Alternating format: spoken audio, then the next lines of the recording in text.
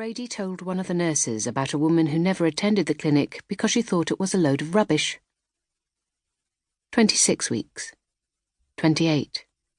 30. My mother, then a shy nurse in her late 20s, attended all her appointments. Quickening gets its own entry on the record card. The first time a person felt their baby move was deemed medically important.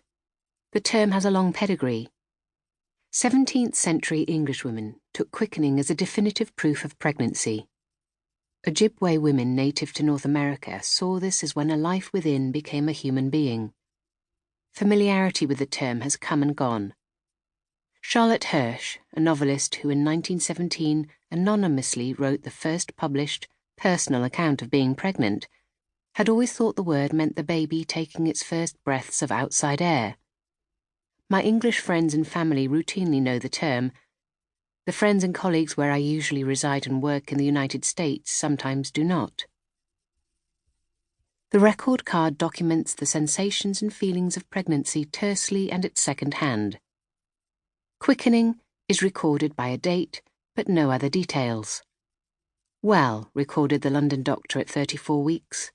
Feels well, wrote the Essex doctor a little later. Well again at 40. If it's a dilemma figuring out how to recapture experiences from the 1970s, how much greater for the terrain of Britain and North America since the 17th century? These places have been sometimes connected by a colonial past or by changes common to the West, and sometimes not. Feels well. The brevity of that tiny phrase is typical of what past experiences of mothering have left behind for us to notice retrospectively and to wonder about. Even in the best-lit corners of past and present, caring for an infant interrupts thinking, punctures reflection, or leaves a book half-read. The richest records, like letters and diaries, often stop exactly as they are getting interesting. A piece of correspondence is left off, mid-sentence, the letter writer called away by a cry, or a diary suspends because both hands are needed to hold the baby.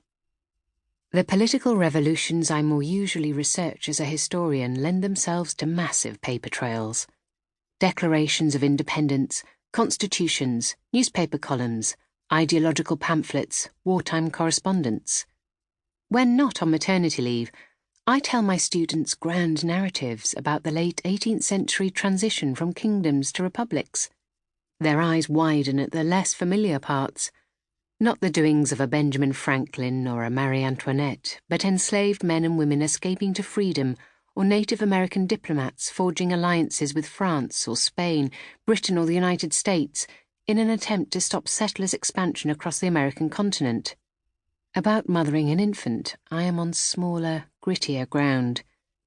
The drama is piecemeal, and the record is fragmentary. Some of quickening, or of feeling well, 1970s style, is illuminated by contexts immediately beyond the maternity card. Pregnancy should be healthy and content, according to medical recommendations of the day, a happy event. Will it be a happy book? My very private mother asks kindly, tentatively on the phone, a thread of worry in her voice. In fact, we know more about experiences of mothering in the 1970s than any earlier generation, thanks to the women's liberation movement of that decade. When Anne Oakley asked her London interviewees about quickening, they detailed the baby's first movements variously as like food resting, or just like fluttering, or a little butterfly, a fish swimming, or a very large tadpole. Some writers, mainly white feminists in the United States, published maternal memoirs, as if the fact that having a baby had become optional finally allowed the complexity of maternity to be worthy of interest. Others defiantly wrote poetry. The Language of the Brag, Sharon Olds titled her poem about giving birth. But what's left behind from Britain and North America before the 1970s is mainly a hundredweight of fragments. A 17th century court record happens to reveal a baby being noisy in church, or an 18th century traveller describes a native woman tanning a leather hide, intending